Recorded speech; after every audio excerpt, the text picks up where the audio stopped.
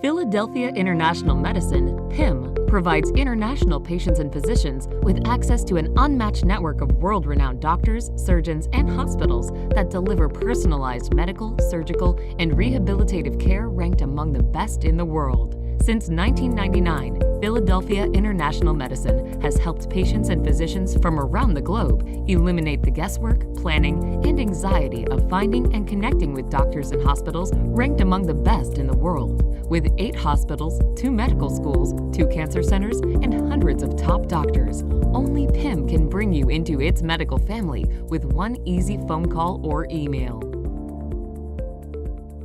Thanks for joining our presentation. Philadelphia International Medicine's Global Education Media Program is a monthly digital platform that invites physicians from around the world to exchange knowledge and innovative uses of medical technology, review the latest advancements in research and clinical care, and share best practices in case reviews. To contact our presenter, refer a patient, or more information, email physicians@philadelphiamedicine.com. Follow PIM's YouTube channel for more educational videos.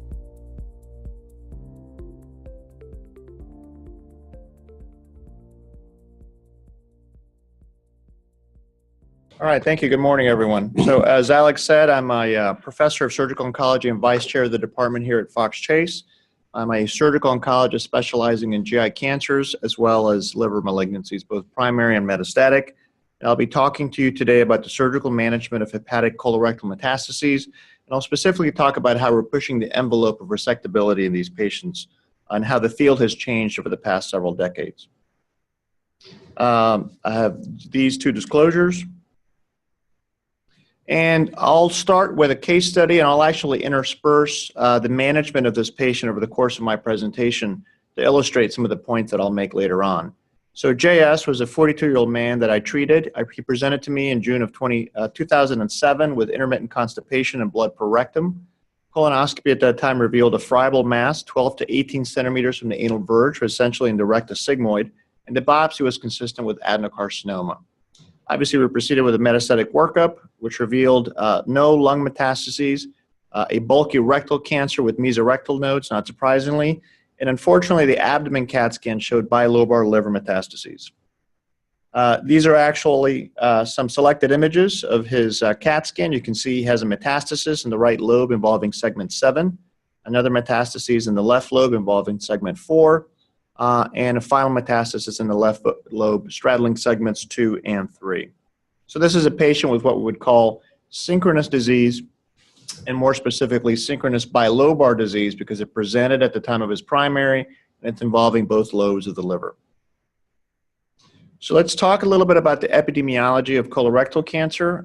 Nearly 135,000 cases will be diagnosed in the US in 2017. And approximately 50,000 of these patients will die from their colorectal cancer. Colorectal cancer is actually the 3rd leading cause of cancer in men and women, and the 3rd leading cause of cancer deaths in men and women in the United States. A significant percentage of these patients will present with hepatic colorectal metastases, and approximately 50% of them will have disease isolated to the liver, and that's the group that we'll be talking about primarily today. Despite significant advances in systemic chemotherapy over the past decade and a half, the 5-year survival with systemic and regional therapy alone still remains less than 5%. This is just the staging system for colorectal cancer, and again, we're focusing on patients with primarily M1A disease, which is disease confined to one organ, i.e. the liver in this case, although we will touch upon patients with M1B disease, patients with metastases to more than one organ. So this is really the paper that set the stage for the role of resection in hepatic colorectal metastases. It was called the Registry of Hepatic Metastases, published in 1988, and it was a retrospective chart review involving 859 patients. This was actually data from 24 institutions over a fairly long period of time, as you can see here. But essentially, it showed that you could result in long-term cures in some of these patients. More specifically, the paper showed that in these patients, there was a 33% 5-year survival and a 21% 5-year disease-free survival. And you can see the survival curves here on the right. And really, prior to this, patients with hepatic colorectal metastases were felt to be incurable, and I think this paper really changed the thought process there. A couple of things that were important in this paper, they analyzed predictors of poor prognosis after resection of hepatic colorectal mets in the registry, and they noted that patients with primary tumors that were stage 3 rather than stage 2 did not do as well. Patients with more than 3 metastases did not do as well. Specifically, the survival dropped from, as I mentioned to you, in the mid 30% to 18%. Resection margin less than 1 centimeter, and presence of extrahepatic disease was associated with no 5-year survival. This really set the stage for what was considered the previous standards for resection of hepatic colorectal metastases until fairly recently. More specifically, patients had to have less than 3 lesions and had to have unilobar distribution of disease. Resection margins or planned resection margins must be at least 1 centimeter. Patients were not considered candidates for resection if they had hilar adenopathy or extrahepatic disease, and they must have presented with disease ideally more than 12 months after their primary, in other words, metachronous disease. This being said, patients with synchronous disease, again, until recently, were not felt to be good candidates for surgical resection.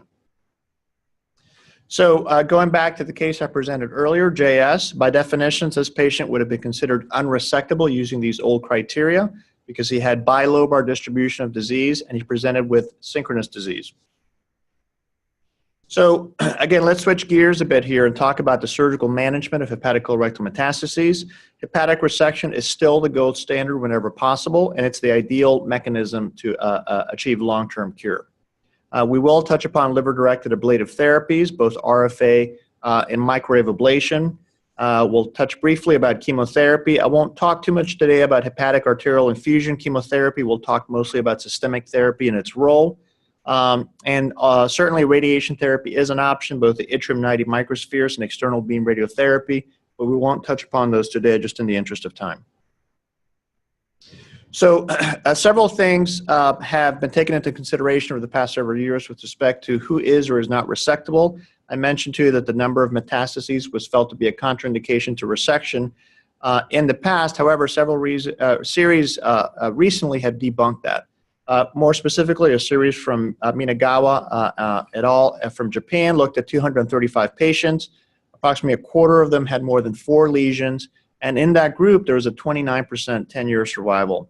Weber here in the US looked at 155 patients and more than 4 lesions, and they noted a 23% 5-year survival. They did note a diminished survival with more than 9 lesions, but they felt, based on their analyses, the number of lesions was not significant on multivariate analysis. So this speaks to the fact that perhaps potential survival benefit is possible in patients with more than 4 lesions, and that debunked that previous criteria.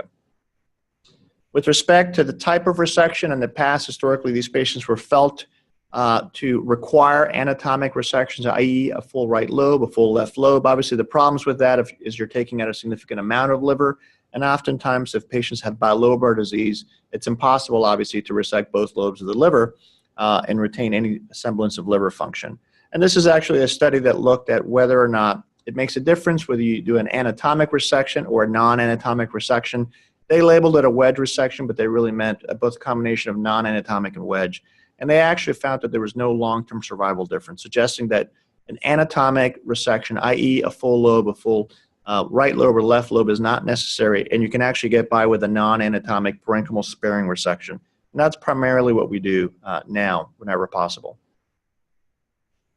With respect to the impact of margins, I mentioned to you in the past that it was felt that patients required at least a 1 centimeter gross margin. I would say we still aim for that intraoperatively, but this study actually showed that as long as the margins are negative, patients can have a good chance of long-term cure. And this is actually a study showing that patients with positive margins clearly did not do very well. They had early recurrence and succumbed to their disease, whereas patients with any semblance of a negative margin, whether you 1 to 4 millimeters, 5 to 9, or 10 millimeters, had a good chance of long-term cure. So the other question that always comes up in patients with synchronous hepatic colorectal metastases is how do you manage the primary tumor? In patients with truly unresectable metastases, if they have asymptomatic tumors, they really don't need to be resected. The risk of post-op complications, frankly, is equal or it exceeds the risk of tumor complications, and there's frankly no survival benefit that's been demonstrated so far. Now, obviously, if the patient is obstructed, bleeding, or perforated, that's a different story. Now, in patients with resectable hepatic colorectal metastases, as I mentioned to you before, patients with synchronous presentations have worse prognosis, and the thought is that upfront chemotherapy in these patients is important and helpful to help identify patients that are more likely to benefit from liver resection. In general, we oftentimes consider stage resections, in other words, usually doing one, either the liver metastases, followed by the primary or vice versa. The thought being that simultaneous resections historically have been associated with greater morbidity, and that although there is an acceptable risk of minor liver resections, then at the same time of as the liver resection. What about other sites of extrahepatic disease? Patients with both liver and lung metastases. There are a series of studies that have demonstrated long-term survival in some of these patients, ranging from 27 to 74%. Admittedly, these are small series. Prognostic factors or predictors of better prognosis, I should say, are solitary lung metastases and a long disease-free interval between the diagnosis of the liver metastases and the lung metastases. With respect to peritoneal metastases, which we oftentimes see in 3 to 28% of all patients with colorectal cancer, there's a small series of 24 patients that demonstrated a 5-year overall survival of 26.5%. In that study, again, a very small study that felt that the number of liver lesions, but not the extent of peritoneal disease, is what drove survival. So the new standards for resection is really based on two things.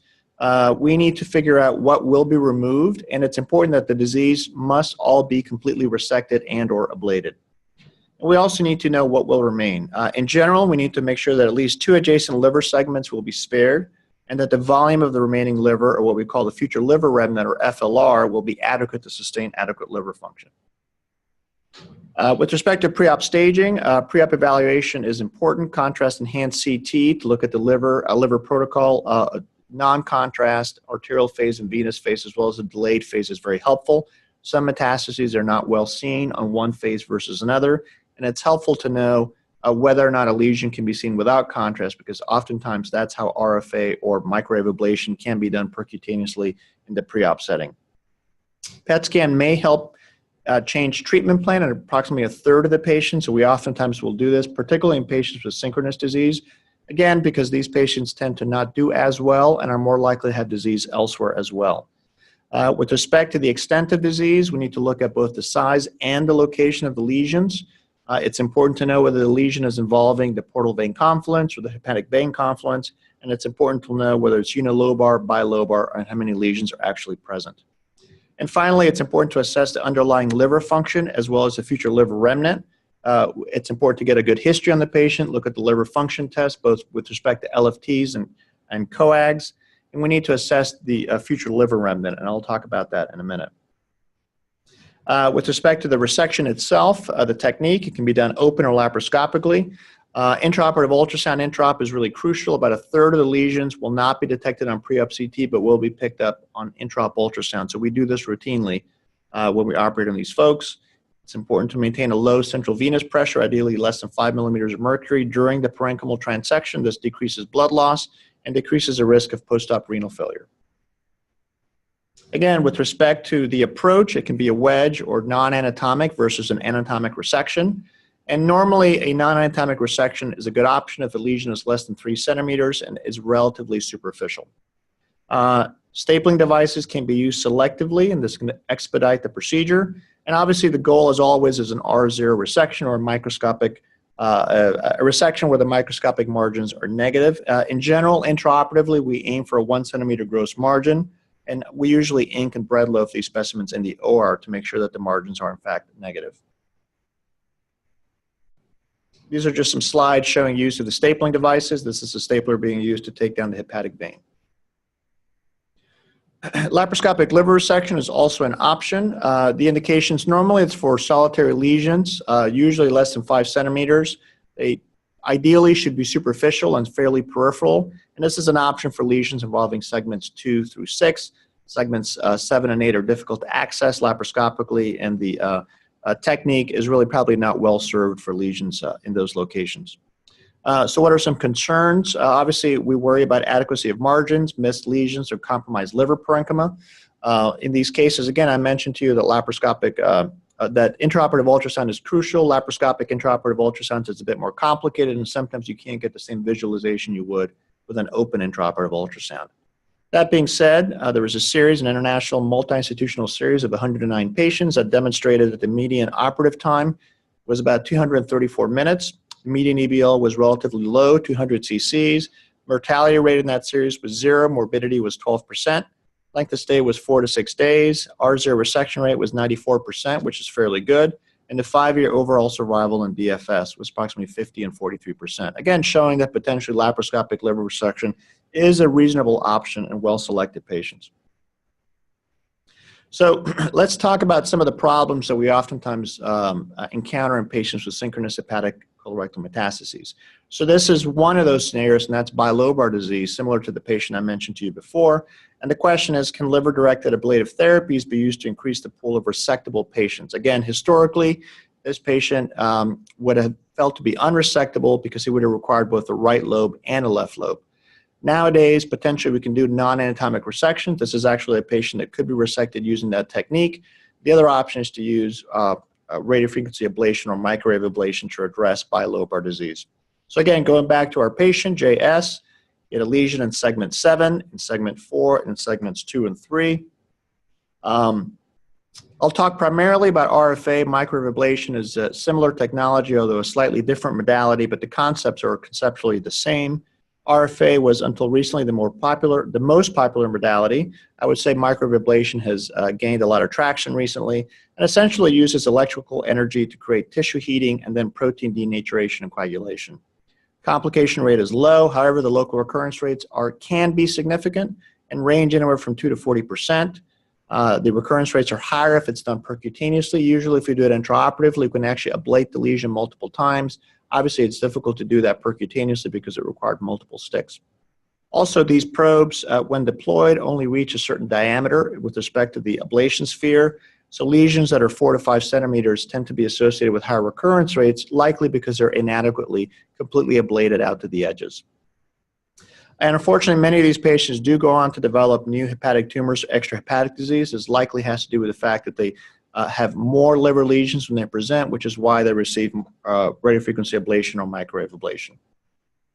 So what are the results of resection with or without RFA versus RFA alone? This is actually a retrospective study showing that, and you can actually see that the survival curve for resection is far better than that of RFA with resection or RFA only. Again, it's important to remember that this type of a study is retrospective. Clearly, there was patient selection going on. The patients in the resection-only curve likely had fewer lesions, more amenable to resection.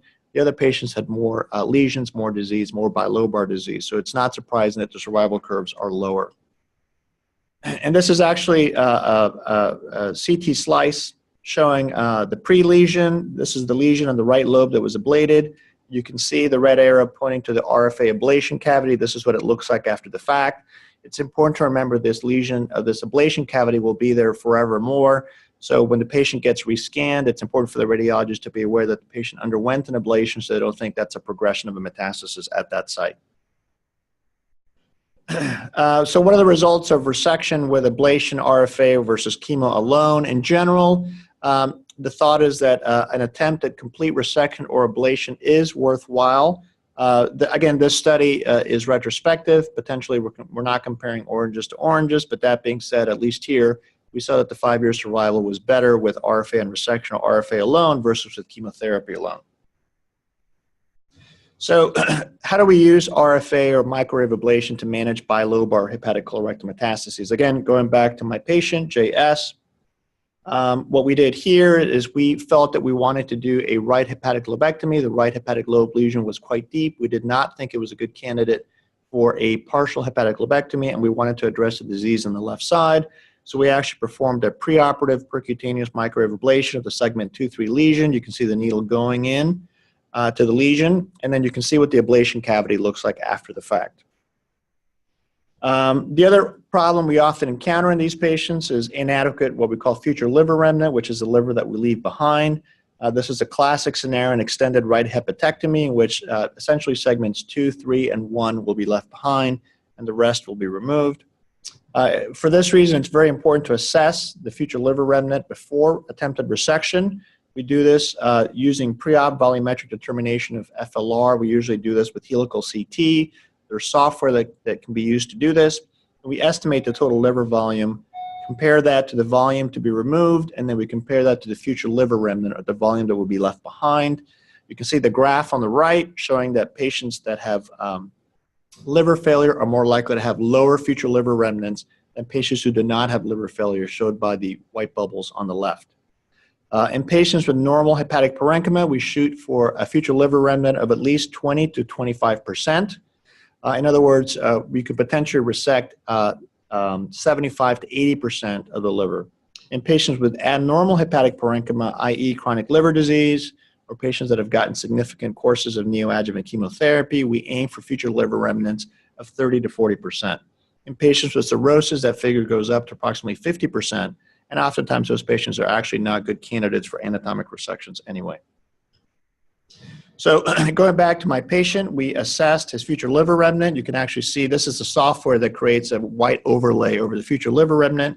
You can see that the future liver remnant essentially constitutes segments 2, 3, and 4, but we needed to remove the volume of the ablation cavity because obviously that's no longer viable liver, and when we did that, his future liver remnant was less than 30%. Now, I mentioned to you that the ideal cutoff should be at least 20% in patients with normal livers. However, as I mentioned to you also before, we want that cutoff to be closer to 30 or 40 for patients that have got neoadjuvant chemo. This is a patient that we did plan to do neoadjuvant therapy on, and so we felt that his future liver remnant was not adequate and that we needed to intervene. So we do that via a technique called portal vein embolization. We learned over time that tumor invasion of the portal vein leads to ipsilateral lobe atrophy and contralateral lobe hypertrophy. In other words, when you have a tumor near the portal vein bifurcation that's encasing the right portal vein, we'll see shrinkage of the right lobe of the liver, and we'll see hypertrophy or enlargement of the left lobe because all the blood flow has diverted to that side. Based on these observations, portal vein embolization was then used to induce lobar hypertrophy prior to surgery in patients with HCC. Again, these patients oftentimes have compromised liver function, and we want to preserve as much future liver remnant as possible. This was again then used to allow extended resections or trisectionectomies in patients with HCC who were felt to have inadequate future liver remnants, not dissimilar from the patient that I presented. So the technique is normally done percutaneously and transhepatically. It's done by the interventional radiologist. It usually involves an ipsilateral approach to avoid damage to the contralateral vasculature that obviously feeds the future liver remnant. Historically, materials used for the embolization have included polyvinyl alcohol or metal coils, and the side effects are usually low-grade temperature, some minimal pain, and some minimal nausea. These patients are oftentimes admitted overnight and discharged the following day. So what are the results with portal vein embolization? The complication rates are fairly infrequent. The increase in the future liver remnant varies, but usually anywhere from 80 to 27% increase, and approximately 58 to 100% of the patients who undergo portal vein embolization do eventually become resectable and go on to resection with a 5-year survival of 31 to 40%. This is actually a graph on the right showing that patients that ultimately undergo portal vein embolization and resection do as well as patients who did not require that up front. Why is that important? Because remember, these patients, had they not undergone the portal vein embolization, would not have been candidates for resection and certainly would not have experienced long-term survival shown here. So again, how can a portal vein embolization be used to increase the pool of resectable patients? This is a patient with several large lesions in the right lobe. You can see one of them straddles the right portal vein, and you can see multiple lesions on the right. In a scenario like this, we would obviously need to do something because the remaining left lobe is insufficient. You can see the pre-image. You can see following right portal vein embolization, as well as embolization of the portal vein branch, segment 4. You can see them white, the starburst pattern in the image to the right. You can see what the post images look like. And you can actually see enhancement, or enlargement, I should say, of the left hepatic lobe. So JS, going back to my patient, we used portal vein embolization to optimize future liver remnant in this patient. Preoperatively, his FLR was less than 30%. These are actually some images just before the portal vein embolization. You can see the cannulation of the right portal vein. These are the images right after the portal vein embolization. You can see truncation of the branches in the right portal vein. And you can see filling of the left lobe.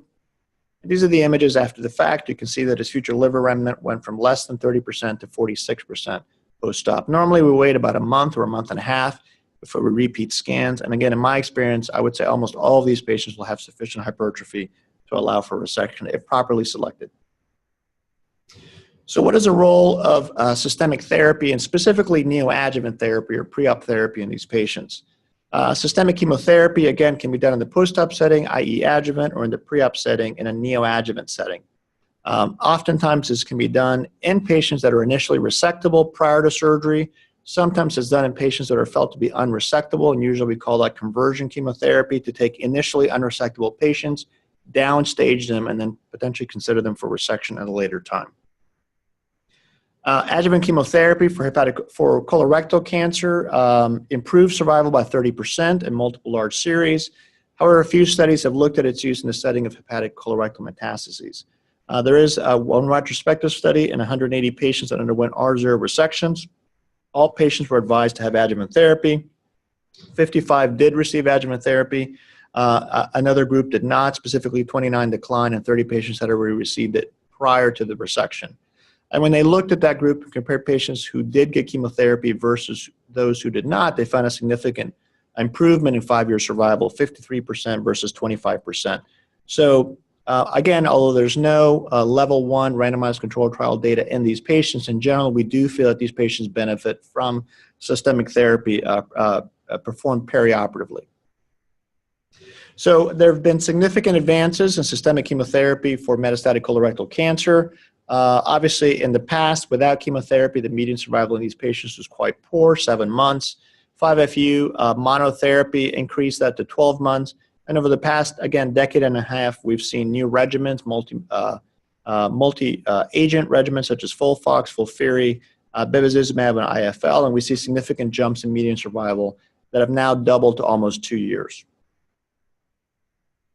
So again, this is sort of a third problem. This is a patient with technically unresectable disease, and the question is, can upfront chemotherapy be used to increase the pool of resectable patients? There are several advantages to neoadjuvant chemotherapy. It's a helpful way to test the chemoresponsiveness of the metastases.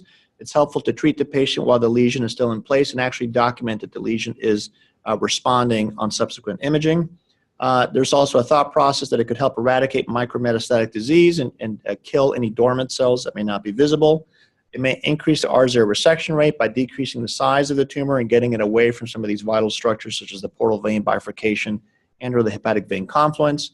And it may require less extensive surgery in the sense that someone that may require an anatomic full lobe may get by with a less anatomic partial lobe after downstaging. And also, response to neoadjuvant therapy is felt to be a predictor of long-term survival and may help identify patients who are more likely to benefit from hepatic resection. There was a large study that looked at the impact of upfront chemotherapy from Adam and his group in France. They took 1,400 patients at a single institution. About 335 were initially resectable and went straight to surgery, shown by the dark block on the right.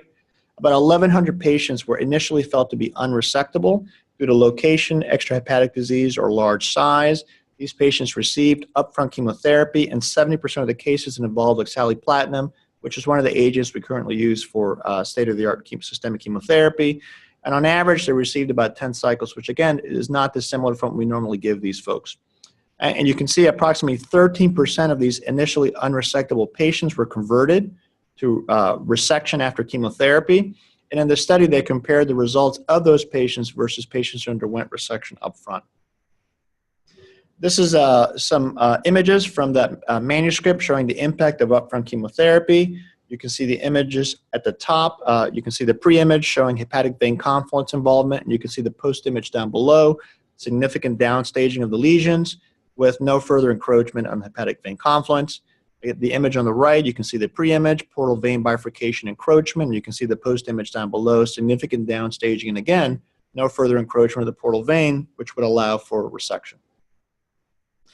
When you compare the long-term survival in these resectable patients versus those who were downstaged and then resected, you do see obviously differences in long-term survival. Obviously, the patients who were downstage had larger lesions at presentation, most likely had micrometastatic disease elsewhere. But nonetheless, you can see that a 33% 5-year survival and 23% 10-year survival is actually amazing, considering that these patients normally would not be considered candidates for resection, and their 5-year survival would have otherwise been 0. When you look at disease-free survival, again, you can see a drop-off in both groups, 33% versus 22%. And again, it probably speaks to the fact that these patients who were downstage more likely had extrahepatic disease that was not clearly seen at the time of presentation. This is our patient here. These are showing the results of neoadjuvant therapy. The pre-images on the top, you can see the post-image down below in the right hepatic lobe lesion. You can see, with respect to the segment 4 lesion in the left lobe, the pre-image and the post-image. So what's the impact of neoadjuvant therapy on perioperative complication rates and R0 resection rates? This is actually looked at in this paper. You can see that as you go from no neoadjuvant therapy to monotherapy to combination therapy, the size of the lesions has gone down over time. We have been able to tackle patients with multiple tumors, and we're able to do this more and more now that we're using combination therapy for the reasons I mentioned to you before. The perioperative complication rates are no higher with combination with neoadjuvant therapy or with combination therapy if patients are properly selected. Now, that being said, obviously this study covered a large period of time, and our techniques have changed and improved significantly both on the surgical side and the anesthesia side. But you can also see that the R0 resection rate is also improved with use of neoadjuvant therapy, and this is just one of the many reasons why we oftentimes deploy neoadjuvant therapy in these patients with synchronous metastases. What are some risks of neoadjuvant therapy? Obviously, there's always a concern for hepatotoxicity. Sometimes we can see vascular sinusoidal injury, patchy blue-appearing liver intraoperatively. We oftentimes will see this in patients that have received oxaliplatinum. The clinical relevance is a bit unclear. For the most part, we normally try not to do the full course, i.e. 12 cycles or 6 months of chemotherapy prior to resection. If anything, we'll do 4 to 6 cycles or 2 to 3 months prior to attempted resection to minimize this risk. Steatosis can oftentimes be seen with administration of chemotherapy. We see this oftentimes in patients with obesity or diabetes. They usually have some of this at baseline, but it tends to be exacerbated with chemotherapy. And this may slightly increase the risk of bleeding and intra-abdominal infections. And then finally, steatohepatitis, which is really the most dreaded complication of neoadjuvant therapy. It's a combination of steatosis and necroinflammatory activity in the liver. The incidence is anywhere from 3.6 to 20% in patients who receive irinotecan.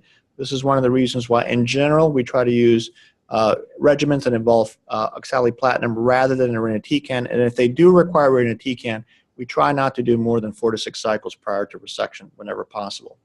And there is, in fact, an increased risk of post-op liver failure in these patients with steatohepatitis, and that risk can be as high as 15% compared to 2% overall. You can also see a complete radiologic response with neoadjuvant chemo. Why is that a risk? Because it actually may be difficult to locate or resect these lesions that were seen initially if they're completely eradicated intraoperatively. If it's a lesion that's in an obvious anatomic area and it's easy to define where that is intraoperatively, that's not as much of an issue. But if you have a lesion, let's say deep within the right lobe or deep within the left lobe, it's very difficult to locate those both grossly and or with ultrasound. It's important to note that radiologic complete response is oftentimes not consistent with the pathologic complete response. In fact, we often, in patients with clinical complete responses, the pathologic complete response is very low, anywhere from 40 to 20%. That's to say that 80 to 96% of these patients will still have residual microscopic disease that needs to be resected. So in summary, we have numerous treatment options for patients with hepatic colorectal metastases. These patients do require upfront multidisciplinary management and need to have early assessment by a hepatobiliary surgeon. It's really crucial for us to see these patients before they start systemic therapy to know exactly what their performance status is, understand their liver function, and also have an exact understanding of where the lesions are before any treatment has been undertaken. High-quality pre-op staging is crucial. We need this to assess the extent of the tumor. Oftentimes, we can consider upfront chemotherapy or RFA or microwave ablation if necessary. We also need to assess the future liver remnant. Again, we can consider upfront chemotherapy if that is felt to be a problem, portal vein embolization to induce hypertrophy of the contralateral lobes, and or stage resections to allow for hypertrophy in between the resections. Surgery should be performed by an experienced hepatobiliary surgeon. This is certainly one of those procedures that require high-volume surgeons at high-volume facilities. Intraoperative ultrasound is crucial. It's important to maintain a low CVP during the resection, and staplers can be used selectively and with care. And the goal always is to maintain an R0 resection with adequate future liver remnant. Post-op care, it's important to consider adjuvant chemo and or a clinical trial if it has not been considered. And close surveillance of these patients with CEAs and CTs is very important because oftentimes many of these patients can be resalvaged. So again, going back to my case, just to wrap up, JS presented in July of 2017 with synchronous bilobar disease. A month later, we started neoadjuvant therapy. Approximately 4 months later, we performed a right portal vein embolization and left lobe RFA, again, to treat the lesion on the left and induce hypertrophy of the residual left lobe. On January of 2008, we performed a liver resection, an R0 resection of the right hepatic lobe. This was actually a full anatomic resection because the lesion was deep and not felt to be a candidate for a parenchymal sparing resection. The lesion was 3.2 centimeters, but we actually only found 0.4 centimeters of viable tumor within the lesion itself. Most of it was actually scar tissue. We also performed an R0 wedge resection or non-anatomic resection of the lesion in segment 4. Again, the lesion measured 1.2 centimeters grossly, but only had 0.2 centimeters of viable tumor within it. In April of 2008, the patient completed neoadjuvant pelvic chemoradiation, and 2 months later subsequently underwent resection of the primary tumor. The procedure was an R0 low anterior resection, and the pathologic stage was a PT3N0M1 with 0 to 13 nodes and extensive treatment response. And I'm glad to say, as of October 2012, when I left the institution, this patient was disease-free more than 5 years after initial diagnosis. And again, it's important to remember that historically, this is a patient that would not have been considered for resection, and his 5-year survival would have been historically 0.